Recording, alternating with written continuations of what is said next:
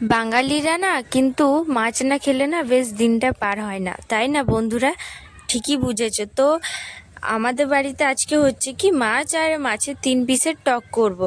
তো আমাদের বাড়িতে না কেউ খায় না, আমি আর আমার দিদিই খায় বেসিক্যালি। তো আগে আমি মাছের ঝোলটা করব, তারপরে মাছের টকটা করব। মাছের টকটা শেষে করব, কারণ কড়াইটা পুরো টকটক হয়ে যাবে আর মা তো খায় না, সেই জন্য। তো আমি এদিকে মাছটা ধুয়ে ভালো করে ওর মধ্যে হলুদ লবণ দিয়ে ভালো করে কড়া করে ভেজে নিয়েছি। এদিকে আমার মশলা সব রেডি, আদা রসুন পেস্ট আর শুকনো লঙ্কা জিরে ধনে পেস্ট, আর ওদিকে ছোট ছোট আলু টমেটো আর লঙ্কা, বেশি কিছু লাগবে না, এটাতে কম দিয়ে হবে। তো জিরে দিয়ে দিলাম সর্ষের তেলের মধ্যে, তারপরে কাঁচা লঙ্কা আর দেব টমেটো। আমি গোটা গোটা দিচ্ছি, কারণ গোটাটা এটা ছোটো বলে আমি গোটা দিলাম। ভালো করে এটা কিন্তু ভেজে নেব। তারপর এই যে তেল ছেড়ে যাওয়ার পর ভেবে নেবে যে মশলাটা আমার কষানো হয়ে গেছে। তারপর গরম জল অ্যাড করে জলটাকে ভালো করে আমি ফুটিয়ে নেব।